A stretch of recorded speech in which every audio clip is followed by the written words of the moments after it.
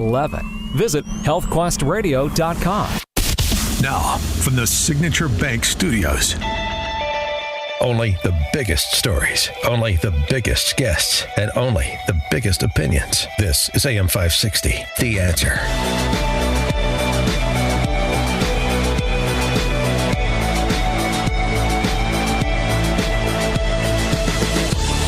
Top of the morning, Dan Proft here. You know, there's so many of these, but let's focus on the local ones.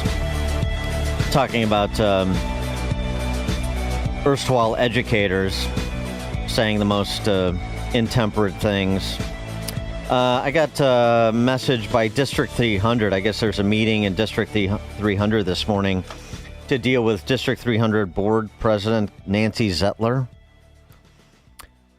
She, among other things, posted, the first thing I thought when I heard this today, talking about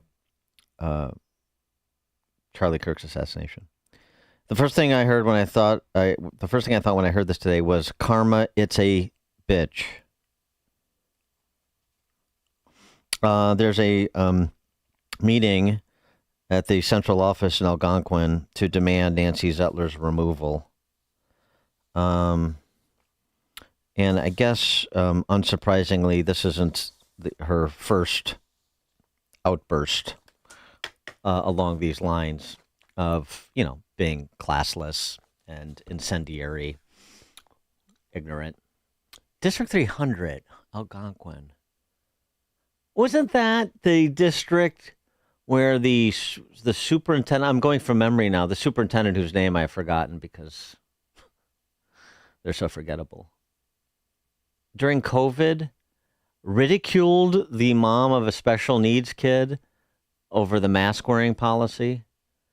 And as she tried to explain how the mask prevents, I think it was her daughter, from being able to interact in class, like it's, you know, she's got special needs that have to be addressed, and she was looking for some special dispensation accordingly, and she was given the back of the hand from the superintendent there.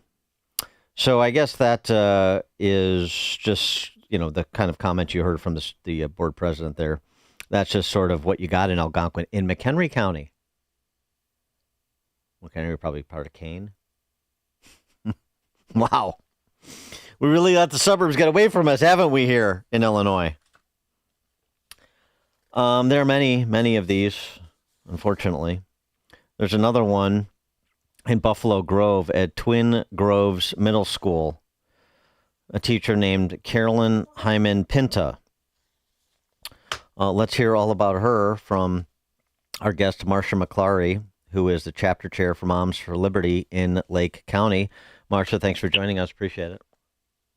Happy to be here. How you doing? Good. So tell us about Caroline Hyman Pinta. Sure. So Caroline has been someone that people have been sending us information for a while now on, and this was sort of the icing on the cake situation. She had posted, she has a group called BG Pride that's fairly large. Of course she does. BG, yeah, exactly. Buffalo Grove Pride. And, you know, in reference to Charlie Kirk's assassination, there was a thread. And, you know, she responds in the thread to someone, yes, like his, like the young men in the uniforms at the rally in the 30s. So referring to Charlie Kirk's rallies, you know, presuming like Nazis. Mm-hmm. And then there's another thing she says in response to someone says, I hear myself saying karma's a bitch. That was someone else says this. And then she responds, listen, the irony is thick, right? So she, you know, she's obviously not happy about this. But the other thing that's interesting is she is circulating a petition against District 214 honoring Charlie Kirk. Oh, she's the one. Yeah, I saw that. She didn't start it. She didn't start it, but she's circulating it. Yeah, and I'm, you know, very upset about that as well. That's his home high school, Wheeling High School. And, they're circulating a petition to basically have District 214 not honor his death and not honor his legacy. Yeah, so there's two petitions. There's a petition at change.org to honor Charlie Kirk, and it's actually a pretty thoughtful description of the petition, and the petitioners, the people who created this petition. So it's change.org petition to honor Charlie Kirk and foster inclusive education in high school District 214. To Democrats and progressives, true equity in education means protecting free speech for all viewpoints, just as we celebrate groups like the League of Women Voters. Denying space for diverse ideas silences the very democracy we all cherish. And so they just want to highlight Charlie Kirk as a notable alum, approve requests for Turning Point chapters within the district, and establish a district-wide day of honor for him. And the opposition says, it's pretty funny, to Turning Point USA is not an educationally neutral organization like the League of Women Voters. Yeah, right. Exactly. That is a hot one. That's like funniest thing I've heard today. Yeah. So anyway, those can be, so it's like you have to, yeah, right. So there's competing petitions and there's all this intemperate commentary, right, of the typical Nazi comparison, because that's really responsible from this teacher. And what is, I know, you sent this to us. I think her focus, this is her own words, this is her biography. Carolyn works for many Democrat causes, but by far honoring her bisexual teenage daughter by fighting for the rights of the LGBTQIA community is her biggest passion. And so if you, for example, believe that, I don't know, boys shouldn't be in the girls' bathroom at the middle school, then you're going to run afoul of Caroline Pinto and be called a Nazi. Exactly. And our chapter and parents all over Chicago have run into efforts by her group to, keep things the way they are, the girls in the boys' locker rooms, girls in the male sports, all those policies are running rampant around the Chicago area schools. Speaking of which, what's the status with the other middle school where the girls were pressured? You know the story. Yeah, in Deerfield. Yes. So in March of this year, there was a male that went into the female locker rooms for gym and continued to do so. A complaint was filed, and that hasn't been resolved yet. But that individual, as my understanding, is still using the girls' locker room. The policies have not changed, and nothing has really happened other than, I will say that the family of Nicole Gorgas, so their daughter, is not changing for gym. Interestingly enough, that was the original compromise that the group of girls, these are 13-year-olds, had proposed to the school. They said, how about we just mitigate the situation and we just won't change for gym? Super mature decision, right? And then the school said, no, you need to change. But now they are not making Nicole's daughter change. Mm-hmm. So, yeah, it's interesting. And so at this middle school, Twin Groves Middle School, where this Carolyn Pinto is a teacher and activist, I think in reverse order of importance, what's going on? What are the parents, school board members, anybody saying anything other than Moms for Liberty? Sure. So she's a Spanish teacher, and that is, not a required subject in middle school in Illinois. So, anyone who wants to get their child to safety out of her class, it shouldn't really be too much of a problem because it's not required. That's the first thing. So I think people are sort of understanding that. The talk is just that a lot of the things that, she says her classroom is an affirming space. Mm-hmm. And given that she's just, there's so much here, and she is responsible, the sponsor for the Affirmation Club at school as well. That is an LGBTQ club.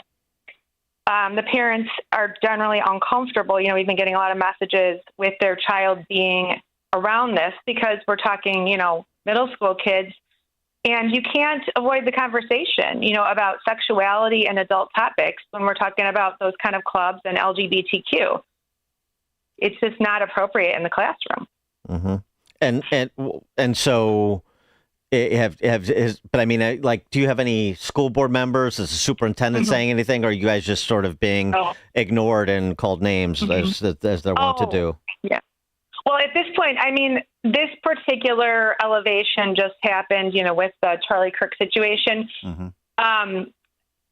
We haven't gone to her school district to talk about this yet. So the board meeting is tomorrow. It will be interesting to see what happens there. Okay. So you want people to turn out for the board meeting and speak their mind, exercise their First Amendment right to address their elected officials and that sort of thing?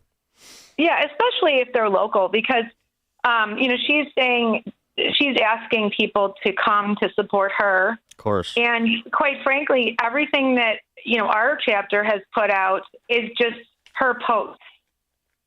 So we're just showing what she's saying. So there's, I don't know how you defend this. Yeah. And I mean, you sent some of the screenshots too with her posts and other people chiming in with similarly ignorant comments. So, you sort of have I assume this is mostly in communities. So you sort of have a problem up there in Buffalo Grove, don't you? Yeah. And, the other thing she's saying is about the shooter. She says to someone else, as usual, shooter has turned out to be a white conservative, Trump-loving bigot who was a Nick Fuentes fan rather than a Kirk fan. Your people are shooting themselves, which is false. Right. So he's just, Yeah. Right. The teachers. All right. So board meeting tomorrow, what is it, 7 o'clock?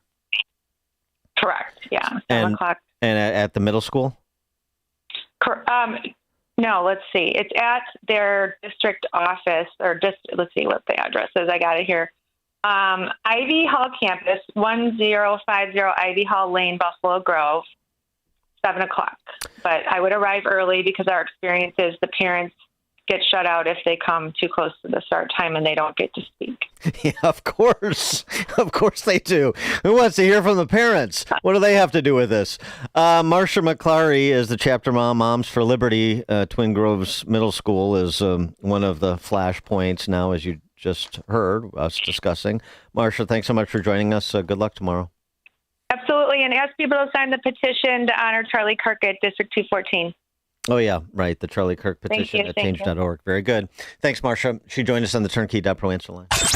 Before you see it on TV, share it on Facebook, or read about it in the paper. Hear it here first. This is Chicago's Morning Answer on AM 560. The Answer. The IRS finally caught up with Louie. I hadn't paid my taxes in 8 years.